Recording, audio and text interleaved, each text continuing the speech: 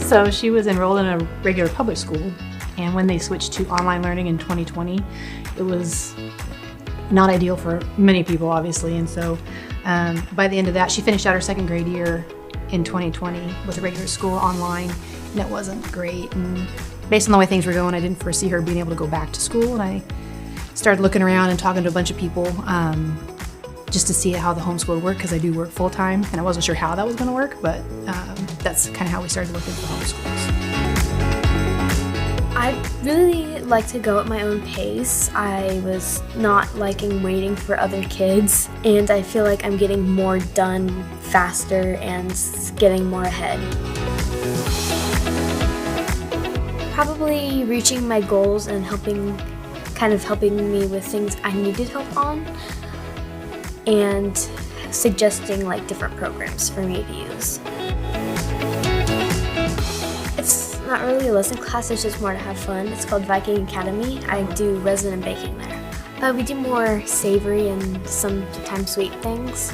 I'm still trying to work in the learning record days on the bringing home the baking item days. I remember, we gotta schedule Those that are correctly. She's been bringing home bread lately. We have to cook it at home. That's great. She's been great. The first year is always really kind of overwhelming. There's just so much to pick from, and she was really great in the beginning because I was trying to, I didn't know if you want to commit to something for a whole year, a whole school year, and so it was really. She's got the other parents too who may have tried something or thought it didn't work, or maybe this would have been better. So she had really good suggestions for that. And again, kind of just it helps keeping us on track and making sure we're progressing along at a rate that's good for Delaney. And she's really helpful. I do tell them it's overwhelming in the beginning because you don't realize just how much is out there to pick from. And then so much of it's free, and it may or may not be good, and then there's stuff you have to pay for that may or may not be good, and so you don't want to waste funds. And so you kind of tell people to just don't be overwhelmed by it, because obviously you have someone who'll help guide you. It's hard to detransition, I guess, into a do it at your own pace or to find your own schedule and your own flow, I guess. But I think that's just intimidating for some people because they just don't know how it's going to work for them.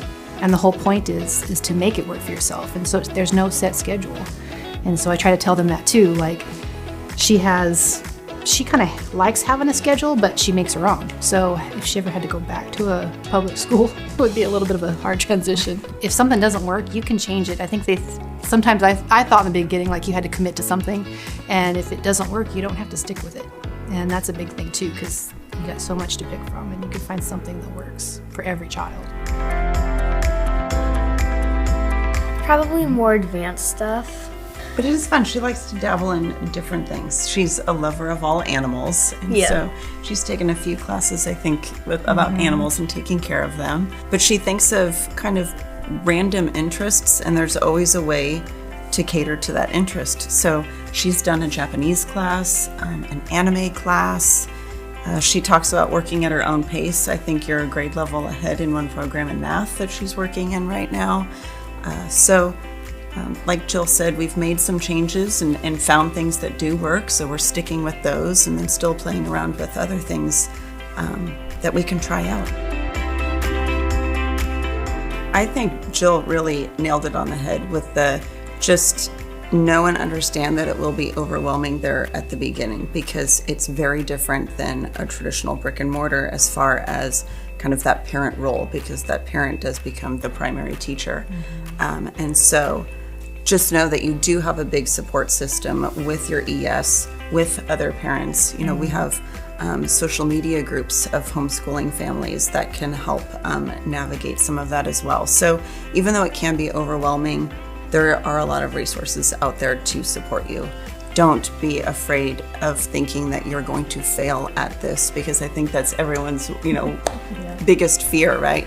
And it's not failing or it's not working. It's trying things that are new. And like you said, you make it work for you. You don't have to fit a mold. If they think they're behind, they can try new things. They can go at their own pace. They can explore their interests more. And I think they have a bit more fun than listening to someone talk all day and to explain things that should have been taught last year. My name is Jill. I'm Delaney, and I love the South Sutter program.